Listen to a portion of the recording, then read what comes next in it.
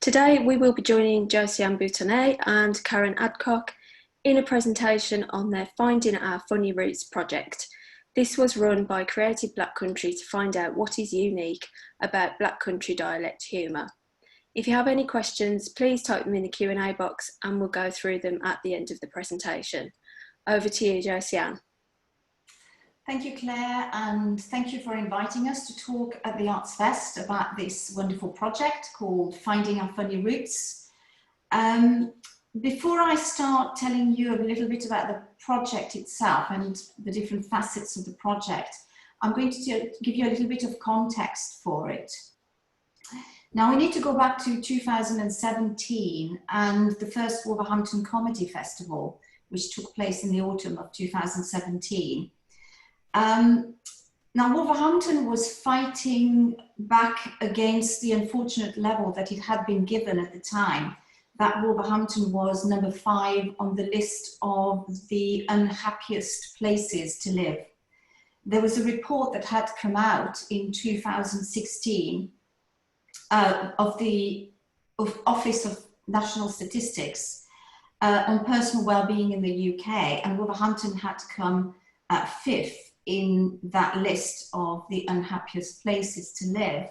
So the first Festival of Comedy in Wolverhampton in 2017 was an attempt at dispelling this myth that Wolverhampton was one of the unhappiest places to be.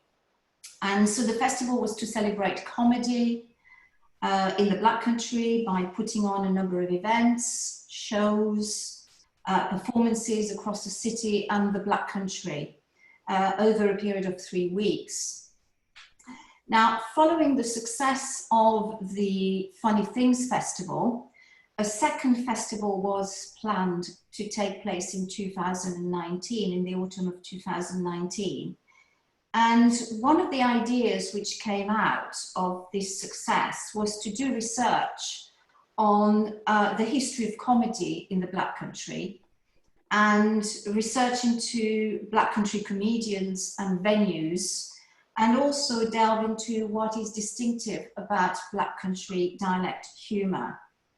So Creative Black Country, with the help of heritage consultant Gwendolyn Powell, put in a bid with the National Lottery Heritage Fund and secured funding for the project, which is called Finding Our Funny Roots. And the project covers the period of 1950 to 2000.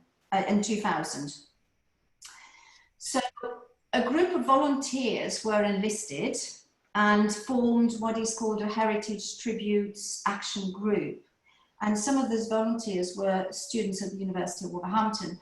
3 of them, Amy, Karen and Simon, took part in the project as part of a Humanities, Business and Community Link project. So all the volunteers worked together with Creative Black Country and also the local poets, the Prattlers and Pandemonialists, Emma Pursehouse, Steve Pottinger and Dave Pitt.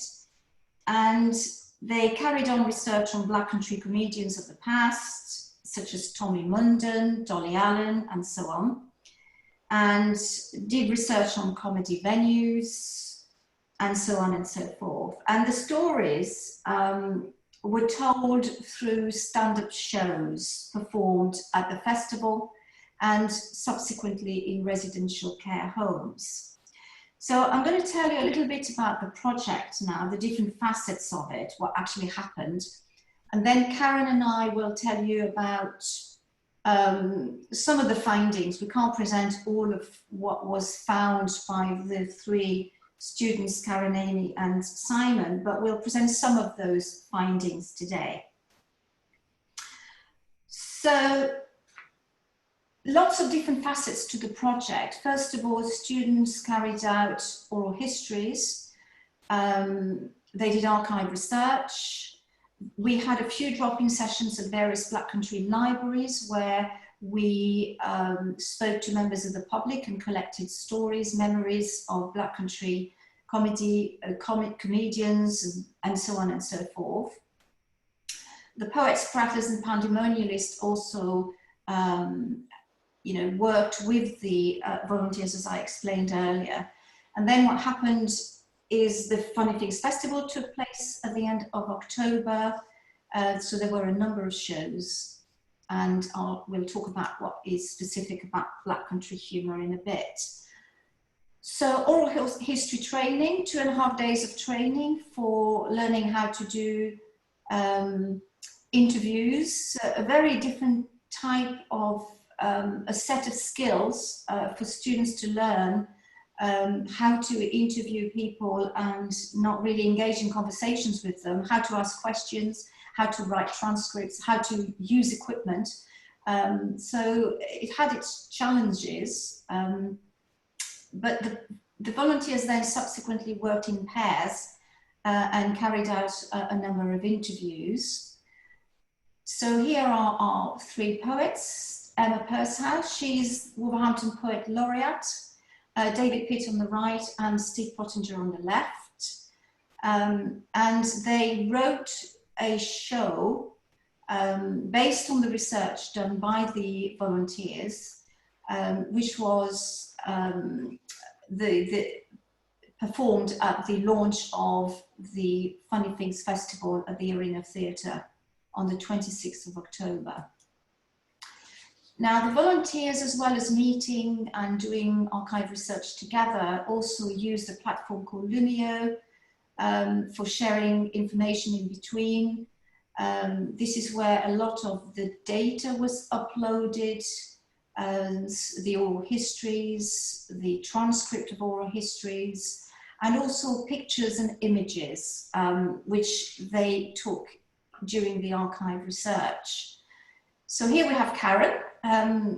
This is one of the oral history interviews that we carried out with George Forakers.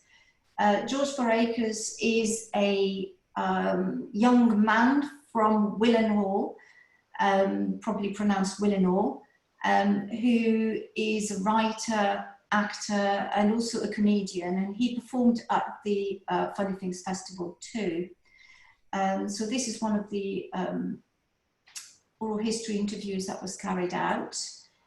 The summaries were shared on this platform, this Lumio platform. Archive research, so volunteers again attended various training sessions, there were 2 offered, and subsequently met on a few occasions to carry out research. And this is one of the websites which was used for research separately. Now, archive research was again quite a challenging skill or task because there was just so much. It was very hard to know where to start. And Steve Pottinger used the example, which I thought was very useful, and a useful image. He talked about core sampling. So that's why I call this archival sampling, is basically to just take a core sample to deduct sort of information from, because it was very difficult to know at the start where to look. And we identified quite a number of areas. So the Black Country Bugle was an excellent, rich resource for this project. We looked at theatre lists, programmes, press cuttings, photographs, council records, and so on and so forth. So there were lots of different sort of areas we looked at. We were able to take some pictures of some of those articles that we found. This is one example of Tommy Munden in the Bugle. And there were lots of different sort of articles and pictures and cartoons and so on that we tapped into during this research at the archives, Wolverhampton Archives. Volunteers also looked at books, so book research on Black Country Humour. So there were a number of resources there. Again, so the volunteers researched information from these various books. Here we have on the right-hand side Dolly Allen, Harry Harrison, who was one of the writers for the Black Country Bugle, short stories as well, and stories. Karen read a number of Black Country stories. Here we have one by Gough, a book about Black Country stories. Volunteers also looked at the Black Country Night Out and other comedy venues, so a number of again, a source of data that we looked at. And some of the volunteers were very interested in looking at the life and the past of some of those comedians.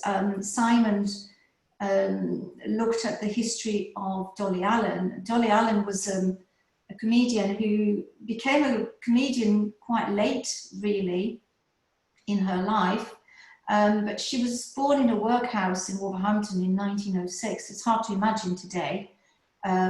And was orphaned, I think, after 10 days, and subsequently adopted. So some of the researchers looked at the life and the history of these specific comedians too. Some of the material looked at were recordings, so some music alongside jokes, general jokes, using the Black Country dialect. So songs by Tommy Munden here. The project, as I mentioned earlier, also tried to collect stories and memories from members of the public at various venues. So we had a few drop-in sessions at Black Country libraries. And then, of course, the Funny Things Festival started 26th of October. We see Amy on the right-hand side, one of the students from the university. It took place over a period of 1 week, 2 weekends.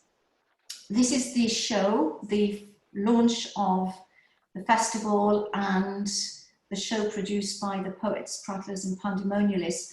We have Brendan Hawthorne here on the left-hand side, who was also part of the show, and Brian Dakin, sorry, on the right-hand side here as well, who was part of the show, and Alex Van next to Dave Pitt on the left-hand side on the floor. So some of the images from the comedy festival, Lauren Hardy. There were loads of different sort of events over the period of 1 week. It was great fun. So some of these images. And as I was saying earlier as well, we had a number of performances in various venues. So this is George Varekas of the Lichgate Tavern in Wolverhampton, performing his show that he had taken to the Edinburgh Festival, and he brought it to the Black Country. It's about his life in the Black Country, his growing up with his granddad, and funny stories from his childhood in the Black Country, events at the Wolverhampton Art Gallery, and then the show by the poets, Prattlers and Pandemonialists, was taken to residential homes. So they adapted the show for these specific audiences. And again, the show was a way of collecting memories from the people living in these residential care homes, and also bringing back some memories to them by reminding them of these comedians from the past. So those shows were very successful and brought a lot of joy to people. So they were great to see how the research could be taken back to the people, and to to rekindle memories, if you like. So now I'm going to tell you a little bit about what we found out about Black Country humour and what's specifically distinctive about Black Country dialect humour. So, well, the first thing to say is that clearly the jokes and the humour produced by the Black Country folks makes great use of the Black Country dialect itself. And because the dialect has low prestige nationally, and the speakers of the Black Country dialect are very aware of where they stand, if you like, with regards to their dialect, they use this in a way as themselves, as a way of, they exploit this, the dialect, in order to create humour. So a lot of the humour in the Black Country is in fact what I would say self-directed. The people of the Black Country tend to laugh at themselves mostly, or at specific aspects of their culture. And specific stock characters like Enoch and Eli that Karen's going to talk about a bit later. You know, some of the stereotypes associated with the community of the Black Country are used as themes for humour. What we found is that there are a number of themes that emerge. Some traits, for example, stupidity, ignorance, gullibility, laziness. Other themes such as family relations, marital relations, discordance between husband and wife, parent-child relationships. Obviously the theme of class was an important one in Black Country dialect humour. Work-related sort of jokes, and then other related activities to do with the landscape, the geography of kind of the industrial landscape of the Black Country.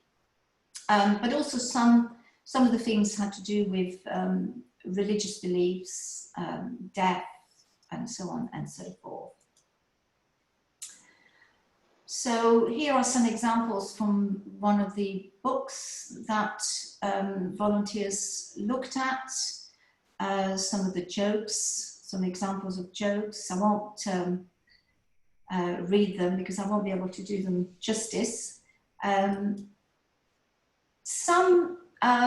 we looked at the period of 1950 to 2000, obviously this is quite a lot, you know, 50 years, and there were quite a lot of differences between 1950 and perhaps the kind of jokes you might have in 2000. And immediately after the Second World War, some of the humour produced had to do with the repercussions of the post-war era. In 1948, the NHS was created, but nevertheless, there was still, the NHS wasn't what it is today. And so a lot of the humour has to do with workplace accidents, you know, again, the theme of working class sort of work-related sort of problems, working class accidents.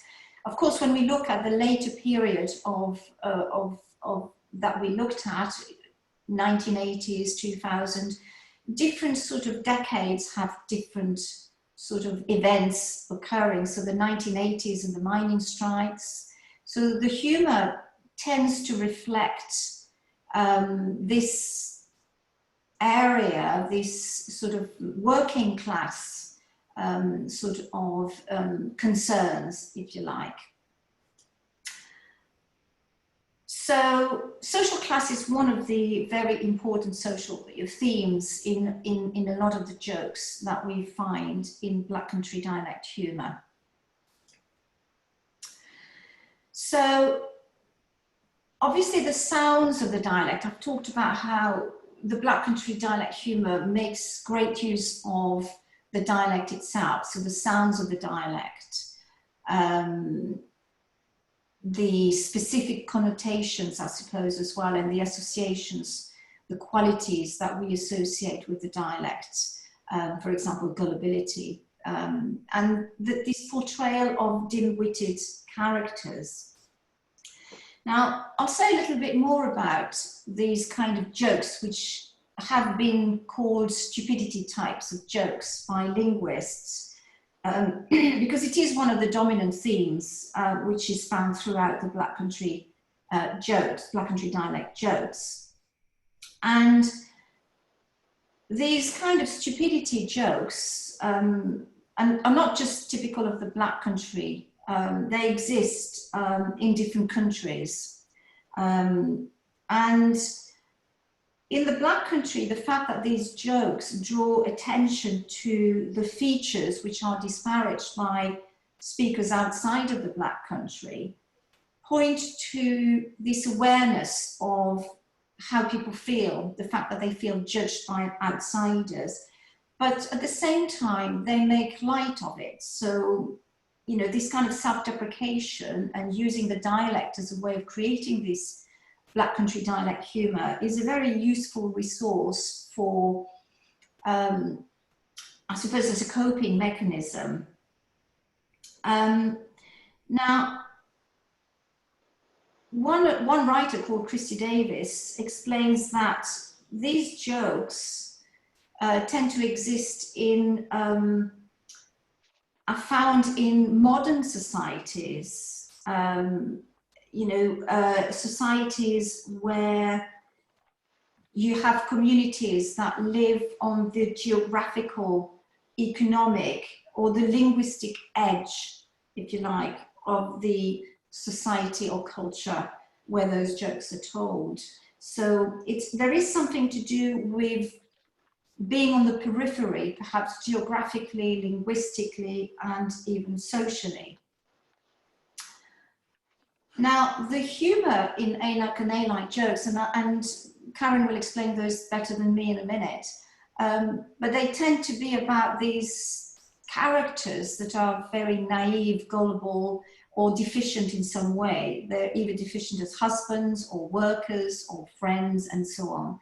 And in drawing attention to these human flaws, the jokes enable the people to laugh at themselves and at their own imperfections. So this is where I'm going to pass over to Karen, who's going to talk a little bit more about Enoch and Eli. Thank you, Josiane. I was looking forward, and I'm disappointed that you didn't attempt some of the jokes, Josiane, in the Black Country French accent. So, Enoch and Eli. Yeah. Now, for my English language writing project, I looked at how Black Country dialect has evolved as evident through the humour of Enoch and Eli. So this presentation, it's interesting background to my report rather than the academic findings. So, who am they? Where am they from? And how did they make it here? All around the region, I suppose. I thought it would be a straightforward process, actually. I look at a timeline that began with a generic two-man, almost always, joke. The men acquired local names and then local character traits, becoming immortalised as the stories are shared, written down and popularised in cartoon form, and eventually, in this instance, the mythical characters are brought to life. But it wasn't actually a straight road, and it was a bit complicated by that bringing to life process, rather than the cartoon characters. What sparked my interest was I was given an omnibus edition of the Black Country Stories by T.H. Goff.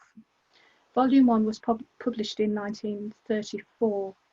It was a selection of readers' contributions of stories and anecdotes. Some were reputedly true, that were collected and presented by Goff, first in the Dudley Herald newspaper and a little later in this series of books. The last book, Volume 5, was published in 1939.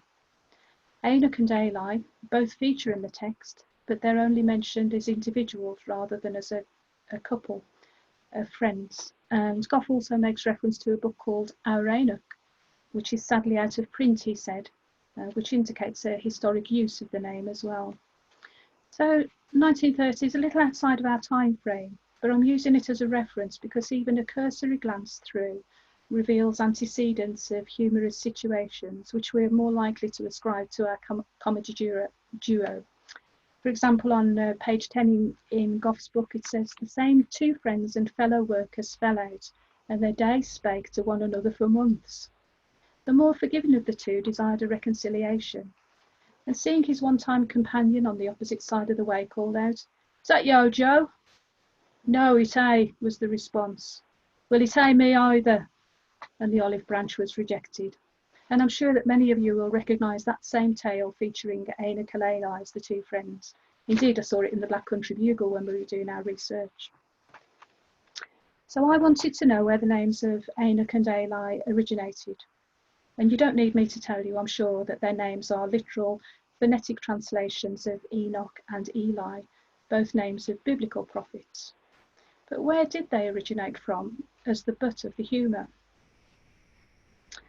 Well, Goff refers to different names actually, Bill or Joe or John, but they've never taken off in the same way as a comedy duo as Enoch and Eli.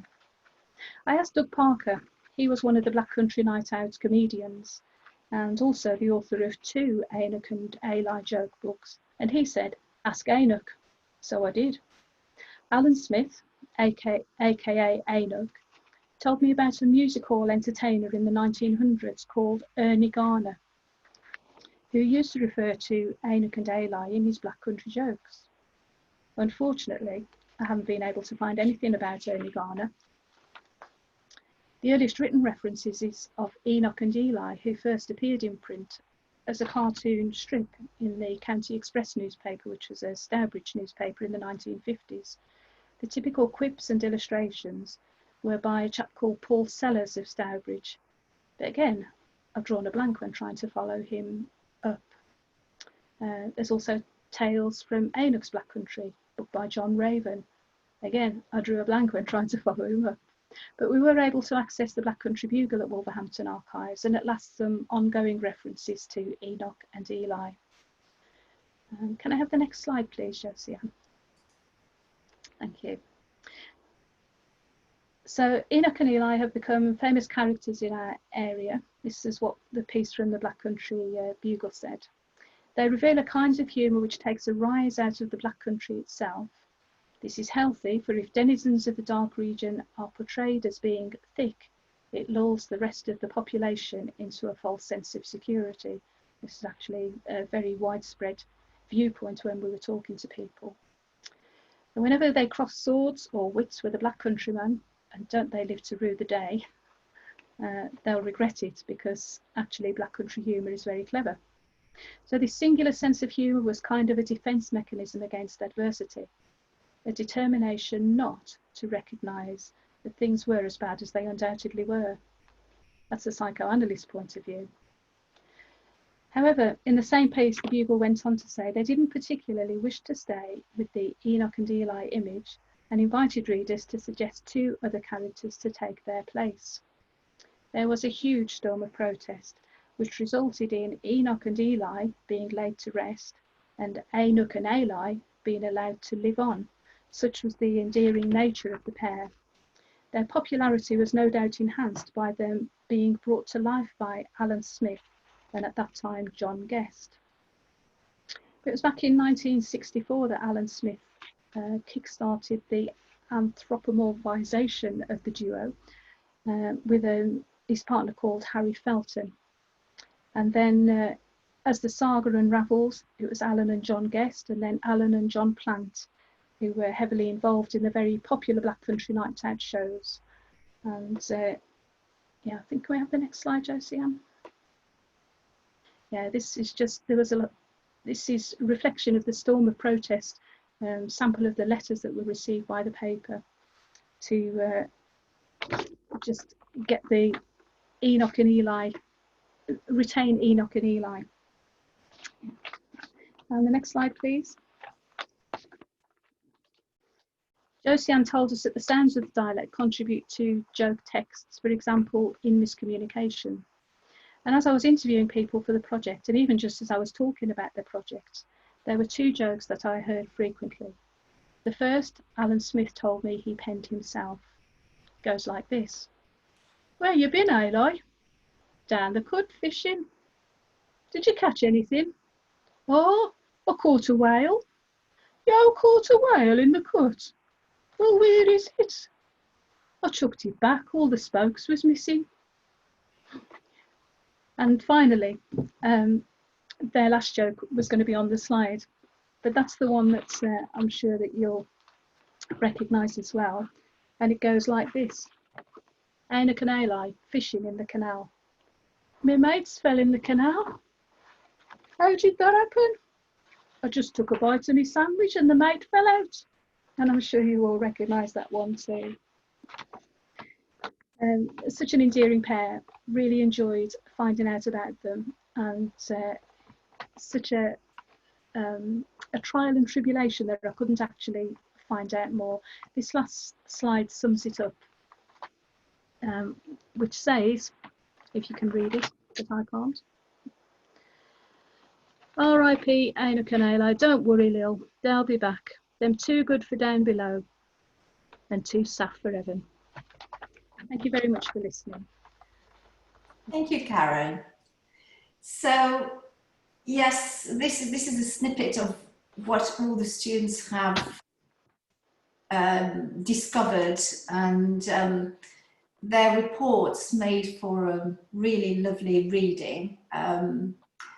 The three students, Karen, Simon and Amy, focused on slightly different aspects of Black Country Dialect Humour that they were particularly interested in.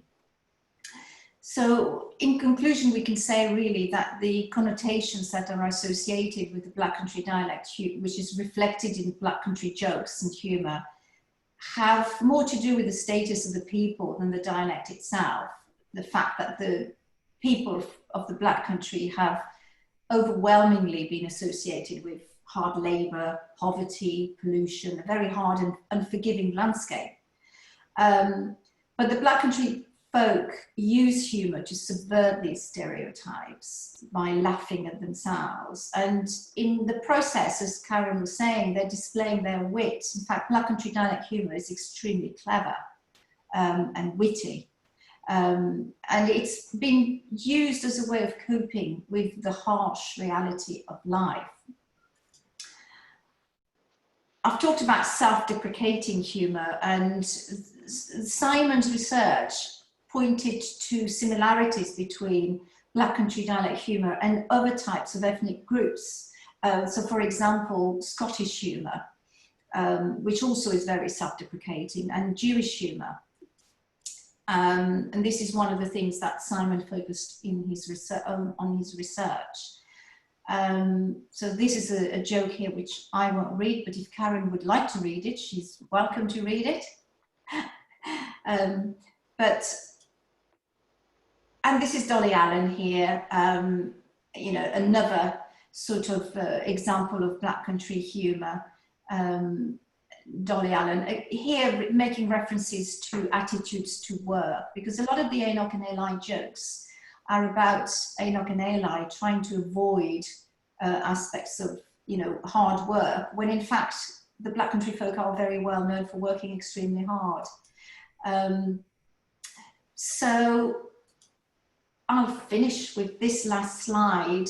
George Forakers, who says that in fact you won't find a more genial, hard-working people finding something to have a laugh about. And it's a way of expressing love for a world that didn't always seem to love us back. And George's dad,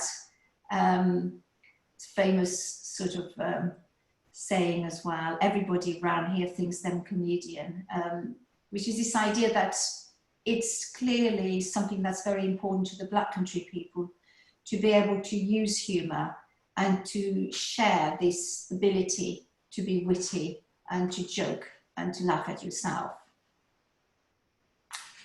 So I'm going to say ta-ra a bit now, and we'll take questions, and I'll stop sharing my screen. Thank you. Okay. Okay, we have a question from Martin Carverwell. Well, it's actually on behalf of someone else, but he says, I study linguistics at Aston University for a year. They taught us that no dialects are wrong and we should not correct people as their speech is from their area and is acceptable. Should linguistics departments be more involved in social media in teaching people to respect and accept our variations in speech in the UK? Should linguistics departments promote the value of dialects via social media? I think it does. I think it does happen. I don't know about linguistics departments in all universities, but I think there is a move, certainly on Twitter. We do have quite a lot of linguists who promote the diversity of languages and varieties of languages as well. So yes, there are quite a few people you can follow on Twitter who will be doing that. I think anyone who studies linguistics or English language at university will definitely have learned to dispel those myths about regional dialects particularly. So, but should we do more to promote regional dialects? Maybe.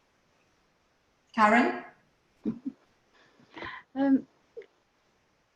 Just talking to people as part of the project, I think sometimes no matter how much you do, that there is still this sort of urban folklore about a place's identity, and so it's much more than promoting language, isn't it, from the university. It's about getting the message out to people, and certainly, as you say, Josiane, there are a lot of linguistic things on Twitter as well, or certain blogs that you can look at which do discuss language in all its gloriousness.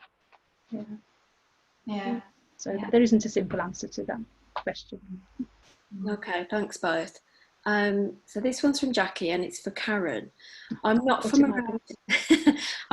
around here and was wondering if you think Black Country Humour loses some of its pizzazz when delivered by non-native speakers. Maybe that should be just it just depends, doesn't it? Like with the words that are used, there is often a standard English variation that you can use, and the joke may well retain its humour. Does it lose its pizzazz? I think there's something about Black Country humour and Black Country dialect which has got a certain rhythm and comedy timing, and when you put that into a different culture, a different accent, then maybe it wouldn't have the same dynamic. But yeah, I would agree that that's why I refrain from reading some of those jokes, although I have been accused once, not accused, but I've had a comment once when I was at a conference where someone says, well, it is the first time I hear a French woman with a Warsaw accent. So there must be something in my accent which sort of places me geographically in the Midlands. But yes, I think it is difficult if you don't master the dialect. As Karen says, the timing, because jokes are about delivery. So if you don't master the dialect, it's not just about the words, is it? Because you can say, "Oh, my mate fell in the cut," so that there is that interpretation of meet and mate, and that's obviously an accent thing. But some people, you can't just say, "My mate fell in the cut" to a Black Country man and get the same response as if you said, "Oh, my mate fell in the cut." There's something very different about it, isn't it? Yes, intonation as well. Yeah, that's great, thanks. Okay, this one's from Nicola Allen. It's just a comment really. She says, it's wonderful to see Enoch and Eli again. I grew up listening to them with my granddad. Thank you for sharing. From Nicola, lecturer in English. That was more of a comment there. Thanks, Nicola. This one's from Frank Wilson. Did the research suggest any non-linguistic difference between humour that originates in the Black Country proper and that from the wider West Midlands? Well, I mean, there is the issue of what is the Black Country to start with. I mean, we did spend quite a bit of time talking about that, and part of the show, which was produced by the poets, investigated that kind of very big question at the beginning. If you remember, I don't know if you remember, Karen, but part of the show was, what is the Black Country? Where is the Black Country? And Esther Asprey, who might be here today, also talks about the challenges of identifying a specific location for the Black Country, because the people of the Black Country themselves don't necessarily agree with where the Black Country is. So some people would include Warsaw and Wolverhampton, and others wouldn't. So so it's, when we talk about the West Midlands more broadly, are we talking about going as far as Birmingham? Or, you know, which other parts are we including in there? So I'm not sure that I know. We have tended to look most specifically at the Black Country, and not including Birmingham. Yeah, it's anywhere that doesn't include Birmingham, isn't it? Yes, as Dory would say, anywhere but Birmingham. Well, as everybody we spoke to on the project said, and the poets Prattlers and Pandemonialists brought that out in their show. Yeah, we don't know where it is, but it's a Birmingham, and that was a very common expression that came out as we were researching. Because when we were chatting to people, I specifically asked, where do you think the Black Country is, and what is specific about Black Country humour, and so that was the one thing. We don't know where it is, but it's definitely not Birmingham. And the other thing that came out about the humour was just a lot of people say it's a dark humour, but it's actually a very clever humour. And I just heard that phrase specifically repeated on a number of occasions. Yeah, I would agree. Thank you. Thanks, Frank, for that question. This one from Judith Hamilton. What's your favourite Black Country joke? Oh, do you have one, Karen? I have one. I can't say it very well, but I have one. I'll tell you later. Yeah, I think probably my favourite was what's the difference between, well, I can't remember it. I'll tell you another one instead. Okay. So a chap's driving his truck down the road, and he's a bit lost, so he pulls over and I'll get it right. You can see I'm not angling for a comedic career after this. So he pulls over and says to the bloke, "Is there B&Q in Dudley?" And he says, "No, mate. I don't know, mate, but there's 2 Ds." Okay, I lost it in the telling. I'll tell you one, but I'm afraid I'm going to prove that a foreigner is not the best person to read it, to tell a Black Country joke. So, but my favourite is when Enoch and Eli have been on the sick for quite a long time. So they pretend that they're deaf, and so they can't hear, so they can't go to work. But after a while, they're called in to see the occupational doctor. And so they're waiting in the waiting room, and the doctor, so Enoch goes into the surgery to talk to the doctors, and the doctor's looking down, sort of writing or pretending to write something, and says, "Enoch, close the door, will you?" And Enoch closes the door and says, "Aha, you can hear, back to work." So on the way out, Enoch tells Eli, "Whatever you do, don't shut the door," obviously with the accent. So Eli goes in, and the doctor does the same thing and says to Eli, "Would you shut the door?" Eli says, "You shut it yourself."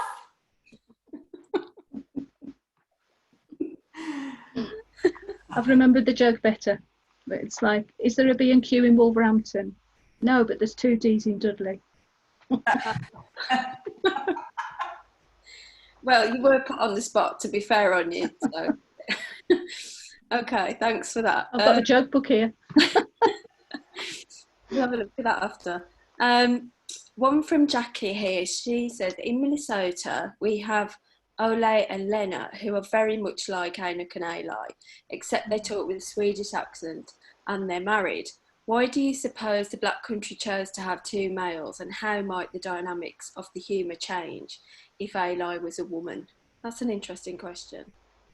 Yes, I mean, I don't know what the characters that she's referring to from Minnesota, but that's interesting. I think the fact that they're mates, that Enoch and Eli are mates, probably is important. And because some of the jokes we read, were about marital sort of disharmony, you know, where, you know, the husband and wife, the wife might be accusing the husband to be lazy or whatever.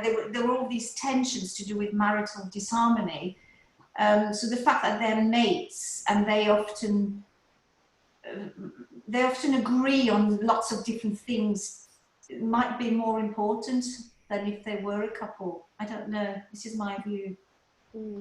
I think in part that Enoch and Eli characters have been around for such a long time. Yeah, that they're and obviously the culture was different in terms of the male and female traditional roles and how they spoke, and things that got written down and recorded and passed on tended to be the male things rather than the female things. And certainly these days it would be a different dynamic if it was a male and female couple or a whatever couple. There's a lot of freedom in mates just chatting as well, so you might talk about more taboo subjects as mates chatting than you would as in a relationship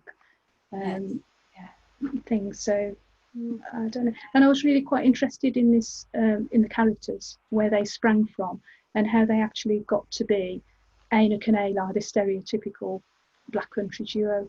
And I haven't yet found a point at which they became the stereotypes of the Black Country.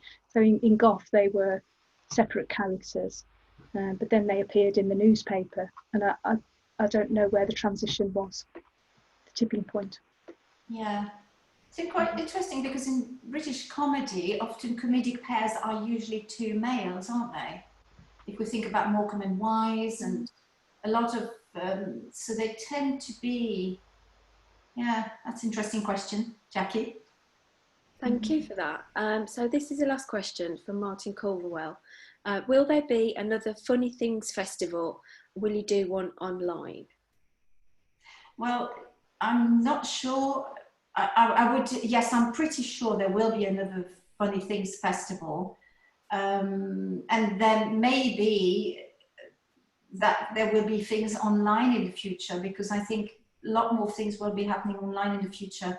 But I'm hoping that if the festival is in 2021, is every 2 years, that there will be a lot of things not online, because the joy of the comedy festival was really the participation in events and being able to see performances and shows in venues, and even in the streets. There were quite a lot of things happening in the middle of Wolverhampton on the Saturdays and Sundays over 2 weekends. So those events were so important. I mean, I can't imagine how some of those things could take place online. Some shows probably, some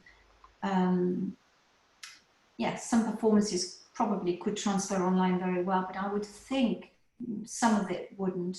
But let's hope that in 2021 we can do some things back.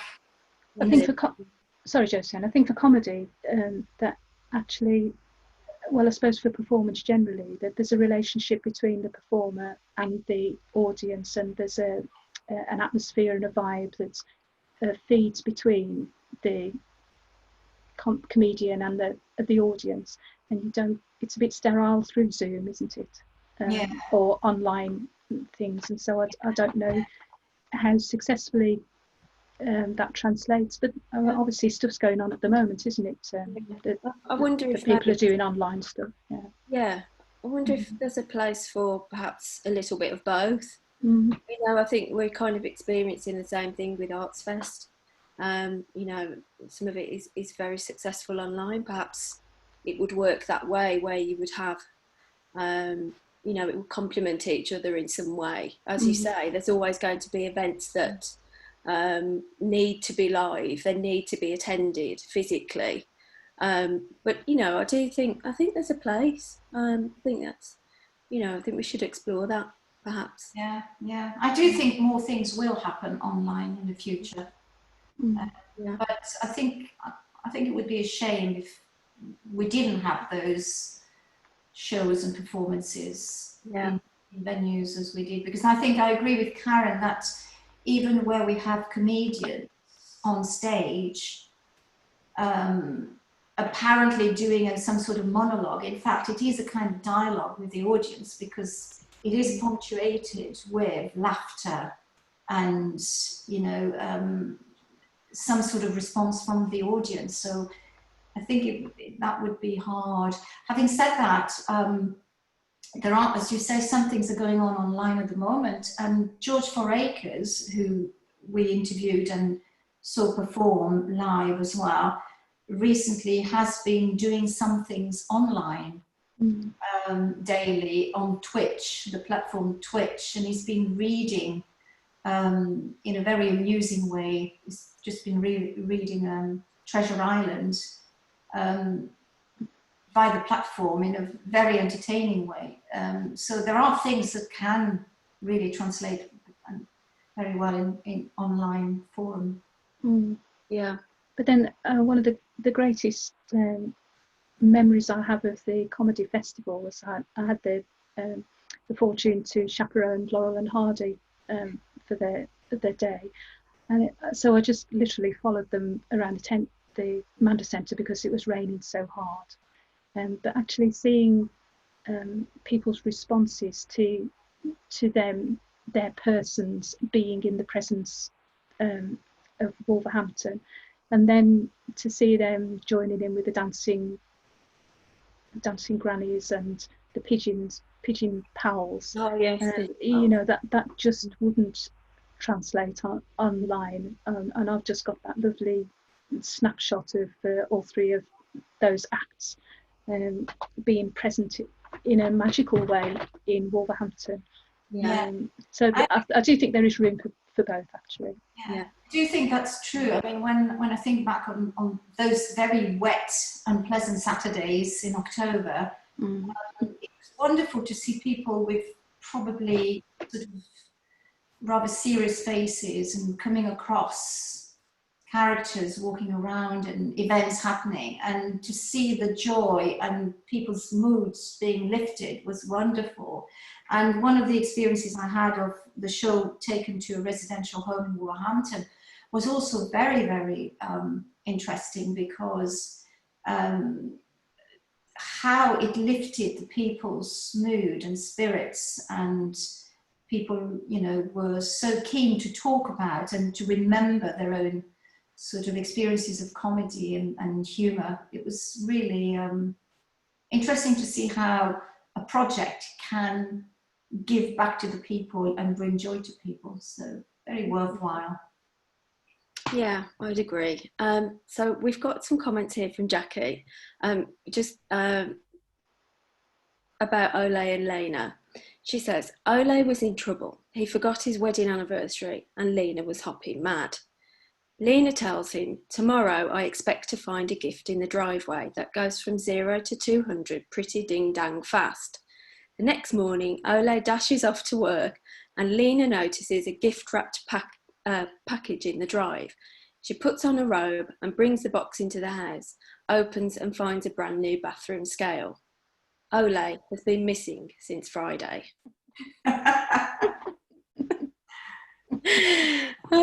I would say this kind of humour is fairly universal, isn't it?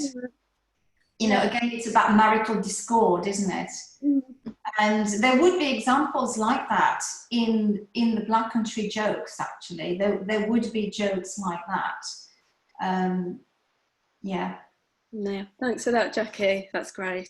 That's the end of the questions. Is there anything else you'd like to add, Josiane or Karen? No, thank you very much.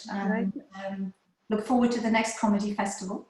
And thank you, Karen, for your contribution today. And I want to thank also the other volunteers. I mean, only 3 students from the university took part as part of the business link and community link module, but there were other volunteers from the university, from other schools, the School of History, who took part, and other volunteers from outside the university. And if it wasn't for volunteering, these projects wouldn't really take place. So, you know, thank you, Karen, Amy, Simon, and all the other volunteers, and Creative Black Country, and the poets, because they were wonderful to work with.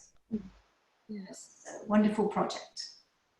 Thanks very much. I just thank you to both of you. That was super interesting. I'm definitely going to be watching that back.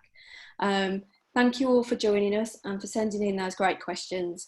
Our next ArtsFest Online event will be this Wednesday, 29th of July, and will be a reading by Jessica Glazer on Beatrice Ward's Books Across the Sea. This can be booked through Eventbrite. See you all soon. Bye. Bye-bye. Bye.